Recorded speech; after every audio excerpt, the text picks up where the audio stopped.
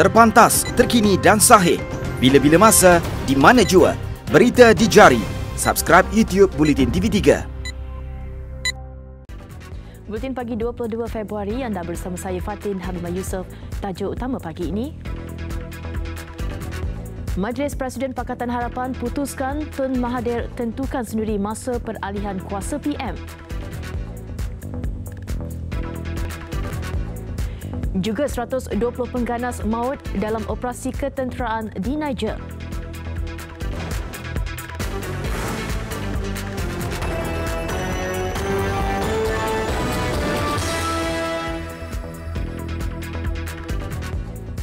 Assalamualaikum dan salam sejahtera. Jemaah Menteri bersetuju dengan memorandum dibentangkan Kementerian Tenaga, Sains dan Teknologi Alam Sekitar dan Perubahan Iklim (MESTEC) untuk menerajui pengubalan rang undang-undang pencemaran jerebu merentas sempadan. Proses pengubalan RUU itu adalah pelengkap kepada pelbagai usaha kerajaan menangani pencemaran jerebu rentas sempadan. Ketika ini, tiada undang-undang khusus dalam negara yang membolehkan Malaysia mengambil tindakan ke atas syarikat atau individu beroperasi di luar negara yang menjadi punca insiden jerebu rentas sempadan. Pengubalan RUU itu membolehkan pihak berkuasa melaksanakan tindakan pemantauan dan penguatkuasaan yang lebih cekap terutama terhadap syarikat atau individu di dalam negara bagi membendung pencemaran disebabkan pembakaran ladang serta hutan tidak terkawal. Sehubungan itu, proses pengubalan RUU sudah dimulakan dan akan membabitkan pelbagai agensi kerajaan, pemegang taruh dan pakar memandangkan ia akan merangkumi pelbagai elemen seperti sekuriti, geopolitik, keselamatan data serta membabitkan fungsi dan bidang kuasa pelbagai kementerian berkaitan. RUU berkenaan dijangka menekankan elemen waspada, pencegahan dan hukuman bagi membendung insiden jerebu rentas sempadan pada masa depan. Berdasarkan pengalaman sebelum ini, Malaysia berperanan aktif dalam menangani insiden jerebu rentas sempadan sejak 1997 dengan bertindak memeterai perjanjian ASEAN mengenai pencemaran jerebu merentas sempadan. Bagaimanapun, tiada sebarang klausul atau perjanjian yang membolehkan hukuman dan tindakan punitif diambil ke atas pesalah yang menyebabkan jerebu merentas sempadan. Tiada tarikh ditetapkan bagi Tun Dr. Mahathir Mohamad untuk menyerahkan jawatan Perdana Menteri kepada penggantinya.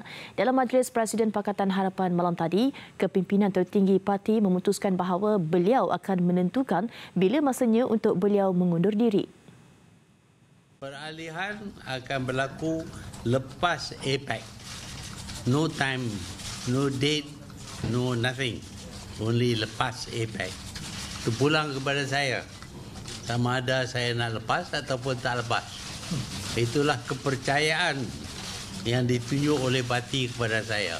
Alhamdulillah. Beliau berkata demikian pada sidang media selepas mempengerusikan mesyuarat Majlis Presiden Pakatan Harapan PH di Yayasan Kepimpinan Perdana Putrajaya malam tadi. Turut hadir Presiden PH Datuk Seri Dr. Wan Azizah Wan Ismail, Presiden PKR Datuk Seri Anwar Ibrahim, Presiden Parti Amanah Negara Muhammad Sabu, Presiden Parti Pribumi Bersatu Malaysia Tan Sri Muhyiddin Yassin dan Setiausaha Agung DAP Lim Guan Eng. Dalam pada itu, beliau turut memaklumkan tiada perbincangan mengenai perjanjian melantik Datuk Seri Anwar sebagai Perdana Menteri ke-8 sewaktu mesyuarat berkenaan. Dalam sidang media itu juga, Tun Dr. Mahathir memaklumkan mesyuarat malam tadi tidak membincangkan perkara berkaitan rombakan kabinet. Sebaliknya, mengenai beberapa perkara antaranya persiapan PH bagi menghadapi pilihan raya negeri Sarawak. Tidak apa. Tak ada cakap pasal perubahan kabinet, tak ada cakap pasal ini, cuma nak tentukan masa dan masa itu terpulang kepada saya. Sementara itu, Presiden PKR Datuk Seri Anwar Ibrahim mengakui perlu bersabar buat sementara waktu sehingga dilantik menjadi Perdana Menteri ke-8.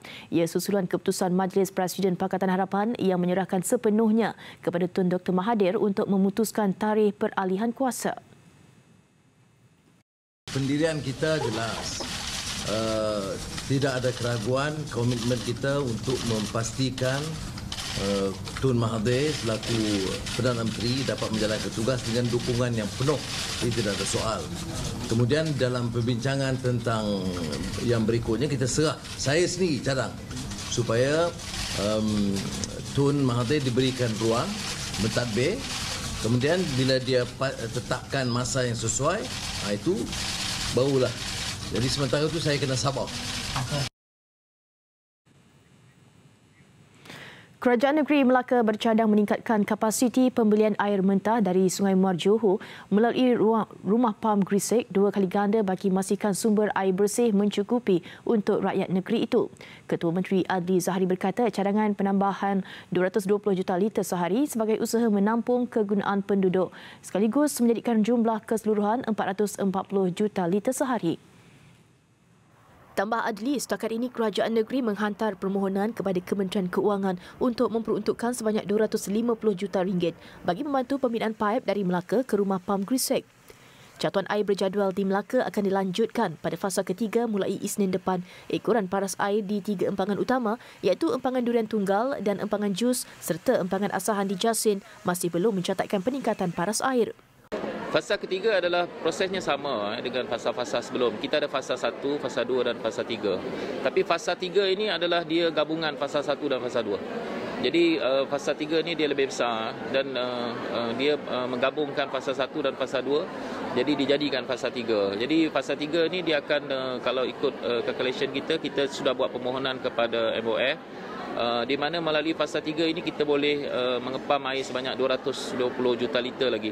Jadi secara keseluruhan kita boleh mengepam hampir 440 juta liter sekiranya fasa 3 siap.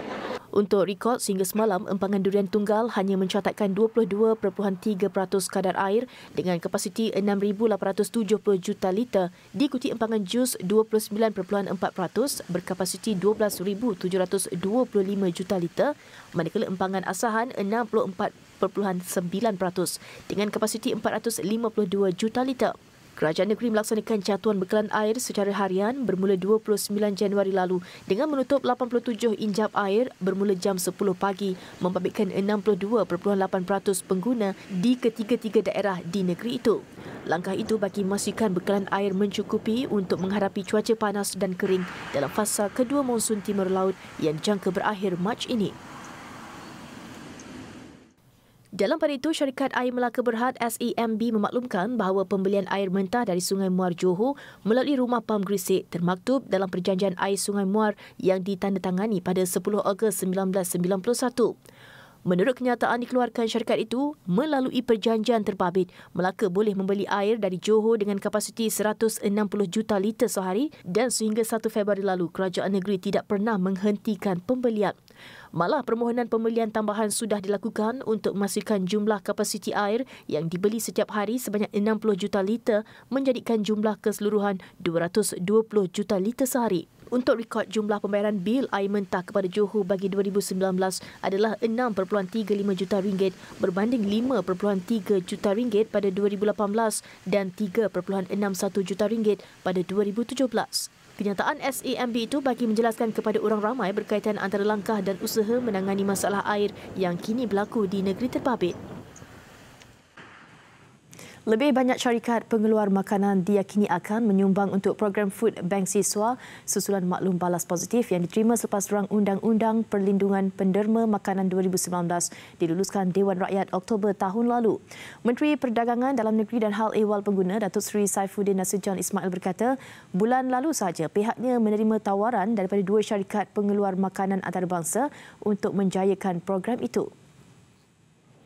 Mengikut rekod terkini kementerian, sejumlah 430 pengeluar makanan sudah menderma untuk program Food Bank Siswa sejak tahun lalu. Lulusnya Undang-Undang Perlindungan Penderma itu, awal tahun ini kami telah didatangi oleh beberapa syarikat pengeluar dan pengedar yang terkemuka berjenama antarabangsa yang datang menyatakan hasrat mereka untuk menjamin bekalan berterusan selama 2 tahun dan satu MOU telah kita tandatangani. Misalnya yang telah kita buat pada bulan Januari ialah dengan Nestle. Beliau berkata demikian selepas merasmikan program Food Bank Siswa peringkat Institut Pengajian Tinggi Swasta IPTS, Politeknik dan Institut Pendidikan Guru IPG di Politeknik Kota Melaka di Malim, Melaka semalam. Jelasnya, beliau yakin jumlah penyumbang akan meningkat dari semasa ke semasa. Politeknik Kota Melaka, Politeknik Merlimau dan IPG Perempuan Melayu Melaka di Durian Daun menjadi IPT pertama di negara ini melaksanakan program berkenaan selepas kejayaan pelaksanaannya di IPTA tahun lalu. Beliau berharap pelaksanaan program itu dapat diperluaskan lagi dan akan membantu lebih ramai mahasiswa kurang berkemampuan mendapatkan bekalan makanan secara harian. Malaysia mengambil pendekatan berbeza dalam memastikan misi serta visi mesyuarat pertama Pegawai Kanan Somuan Kerjasama Ekonomi Asia Pasifik APEC 2020 mampu dicapai dengan lebih efektif berbanding edisi sebelumnya. Pengerusinya Hairil Yahril Yaakob berkata ia melalui pelbagai penambahbaikan terhadap pembentangan dan perbincangan agenda di dalam sesi mesyuarat, dialog serta bengkel yang lebih memfokuskan kepada usaha mencapai 3 matlamat utamanya sekaligus merangka hala tuju baru bagi APEC Paskah 2020. Perbincangan membabitkan pegawai-pegawai kanan 21 negara meliputi pelbagai bidang antaranya ekonomi, perdagangan, keselamatan makanan, kesihatan juga berjaya diadakan dengan membabitkan semua pemegang taruh. The SOM today and tomorrow will deliberate on the outcomes of these discussions for the past 17 days, in addition to the agenda that will directly support towards realization of APEC 2020 priority areas, namely improving the narrative of trade and investment, inclusive economic participation through digital economy and technology, and driving innovative sustainability. Hasil perbincangan berkenaan polisi dan agenda itu kemudiannya akan dibincangkan di pelbagai peringkat kementerian dan kerajaan terbabit sebelum dibentangkan kepada ketua-ketua negara APEC November depan. Menyentuh soal ancaman COVID-19 pula, Malaysia selaku tuan rumah dilihat berjaya melaksanakan langkah pencegahan awal dengan efektif. Ketua Operasi Perubatan dan Kesihatan Awam APEC 2020, Dr. Rizwan Muhammad Isa berkata, kesemua langkah pencegahan yang perlu pastinya akan lebih dipergiatkan menjelang kemuncak sidang itu November depan. Dan plan tu dah ada, rancangan tu dah ada. InsyaAllah dengan apa yang telah ditetapkan oleh Kementerian Kesihatan tentang saringan, tentang rawatan dan respon kita kalau ada apa-apa kes yang terlibat atau disyaki, kan, memang tidak jadi halangan atau masalah lah. Cuma penambahbaikan tu adalah dari segi persiapan kita. Lebih 100 petugas perubatan, kesihatan awam, kualiti pemakanan, farmasi dari Kementerian Kesihatan Malaysia ditugaskan sepanjang mesyuarat 19 hari itu.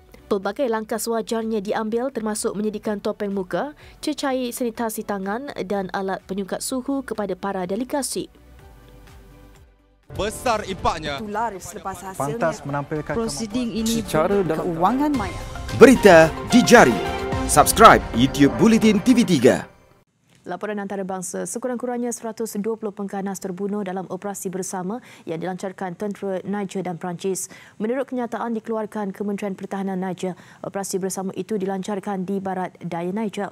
Dalam kejadian itu, tentera turut merampas beberapa peralatan membuat bom dan kenderaan. Setakat ini, tiada kematian membabitkan tentera Niger dan Perancis dilaporkan. Sehingga 20 Februari lalu, operasi memerangi pengganas diperhebat membabitkan rantau Tilaberi bersempadan Mali dan Burkina Faso.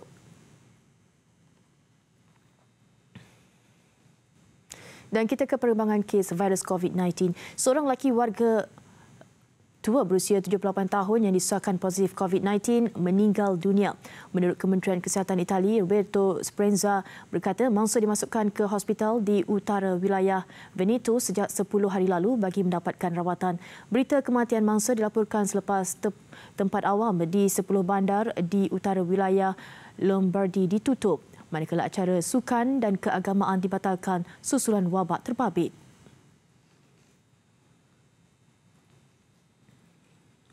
Sementara itu, di Lubnan mengesahkan kes pertama positif COVID-19 membabitkan seorang wanita warga tempatan berusia 45 tahun.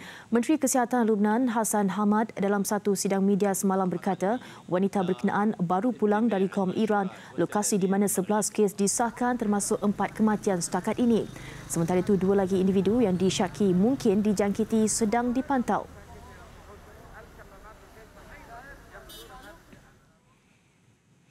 Konflik bersenjata antara Turki dan Damsyik semakin memuncak dengan serangan udara dilancarkan di wilayah barat laut Idlib, Syria. Kementerian Pertahanan Turki mendakwa serangan meranggut nyawa kira-kira 50 tentera rejim Bashar al-Assad. Dalam serangan semalam, pasukan tentera Turki menyerang lokasi rejim di Sarakib. Terletak di tenggara Idlib, Sarakib dikenali sebagai pintu masuk ke wilayah itu yang merupakan kubu kuat pembangkang. Mereka turut merampas dan memusnahkan tangki dan anggota perisai milik rejim Assad.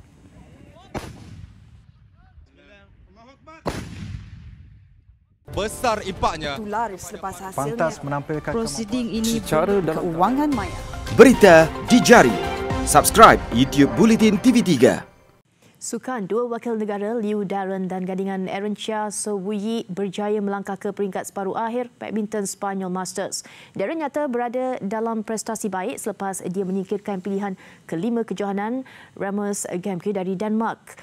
Sementara Aaron Bui tidak berdepan masalah besar menyingkirkan wakil Jerman Mark Lamfors Marvel Saddle untuk ke separuh akhir. Turut menentang pilihan kelima, Rasmus Gemke tekanan awal dirasai Liu Darren tewas aksi pembukaan 16-21. Namun Darren bangkit pada set berikutnya menerusi kemenangan 21-17 sebelum memastikan tiket ke separuh akhir menerusi keputusan 21-17 pada set penentuan. Melengkapkan kemenangan dalam tempoh 67 minit, Darren dijadualkan bertemu pilihan utama Victor Evelson bagi perebutan 3 perlawanan akhir. Mengiringi Darren ke separuh akhir, gandingan Arancha Sowuyi, mereka yang turut menentang pasangan Mark Lamsus, Marvis Saddle dari Jerman seperti diduga tidak berdepan masalah besar untuk mencatat kemenangan 21-18 dan 21-13 dalam tempoh 30 minit. Separuh akhir hari ini mereka dijadualkan menentang pilihan keempat dari Denmark, Kim Astrup, Anders Skarup Ramundsen. Dua lagi wakil negara yang beraksi di peringkat suku akhir gagal untuk meneruskan kemarahan. Pilihan utama acara beregu campuran Go Sun Huat, Shevan Lai dinafikan wakil Korea Kim Sarang, Kim Hana yang menang 21-18 dan 21-18. Sementara gandingan Chow Ming Kwan, Lee Ming Yan pula disingkirkan pasangan England Chloe Birch, Lauren Smith selepas bertarung selama 68 minit. Hanya selangkah lagi Universiti Kuala Lumpur UniKL bakal melengkapkan kejuaraan treble untuk saingan Liga Hoki Malaysia TNB MHL musim 2020. Namun lawan yang menanti di pentas akhir bukan calang-calang pasukan hoki Terengganu THT yang semestinya mahu mempertahankan gelaran juara. Walaupun atas kertas kelebihan memihak UniKL menerusi 2 kemenangan dalam saingan Liga bagi THT perlawanan akhir malam ini, kedua-dua pasukan memiliki peluang seimbang. Ini pertemuan final kali kedua berturut-turut buat kedua-dua pasukan selepas edisi 2019 dimenangi THT yang mengatasi UniKL 2-1 pada perlawanan akhir. Namun edisi kali ini kelebihan ketara dimiliki UniKL apabila dapat menggunakan khidmat kesemua pemain importnya berbanding pemain tempatan sepenuhnya pada perlawanan akhir tahun lalu. Ditambah dengan rekod tanpa kalah dalam 14 perlawanan musim ini, memang UniKL dilabel sebagai pilihan utama untuk bergelar juara. Even in world hockey, sometimes the stats doesn't matter. The opportunities that you create when you put in, then, as I say, you take the chances. So, of course, Terengganu has got strong point, and we have our strong point. Bagi THT, walaupun tewas kedua-dua perlawanan dalam saingan Liga, aksi final Piala TNB esok semestinya menjanjikan persembahan berbeza. Lebih-lebih lagi, ini peluang terakhir buat THT untuk menyekat pesta kejuaraan treble UniKL. So whether it's the defending champion, that doesn't actually give us any extra advantage. But going as an underdog, believing that in the finals, anything can happen. Perlawanan akhir Piala TNB akan berlangsung di Stadium Hoki Nasional Bukit Jalil jam 8 malam ini. Dalam pada itu, perebutan Piala Vivian May Source paling hangat diperkata selepas pasukan yang dilanda kontroversi Akademi KL menepati ramalan mara ke perlawanan akhir. Walaupun nasib pasukan hanya akan diketahui selepas mesyuarat lembaga eksekutif MHC hari ini yang kebetulan diadakan pada tarikh sama perlawanan akhir, dalam kalangan pemain, fokus tetap terarah kepada aksi menentang PKS Unit 10. Saya cuba untuk guide dalam teammate yang lain. Dari segi apa masalah di luar daripada kata permainan, bermaksud kita jangan ambil tahu dulu, lebih baik fokus itu final, fokus dalam padang, everything yang patut kita ikut cakap coach semua. Dan dari segi yang luar tu kita biarkan untuk pihak pengurusan kita yang settlekan lah. Bagi PKS Unit 10, tidak dinafikan akademi memiliki kelebihan menerusi barisan pemain berkualiti yang dimiliki walaupun ini adalah penyertaan sulung pasukan. Namun skuad kendalian Lailin Abu Hassan ini tetap berkeyakinan tinggi mampu mengatasi lawan berdasarkan kekalahan tipis 0-1 dan 2-3 pada pertemuan menentang akademi dalam kempen Liga Hoki Malaysia. Cuma pemain perlu kekal fokus memandangkan aksi final esok. PKS Unit 10 bakal berdepan dengan tekanan berat menerusi provokasi dari kawasan penonton. Macam yang saya selalu cakap dengan saya punya players yang lain, apa yang jadi environment luar, kita jangan ambil masuk dalam padang. So, kita fokus, tak kira siapa kita lawan, kita anggap semua level sama je. Aksi Piala Vivian May Source akan dilangsung 2 jam lebih awal iaitu tepat jam 6 petang sebelum saingan Piala TNB antara Unit KL dan THT mengambil tempat pada jam 8 malam.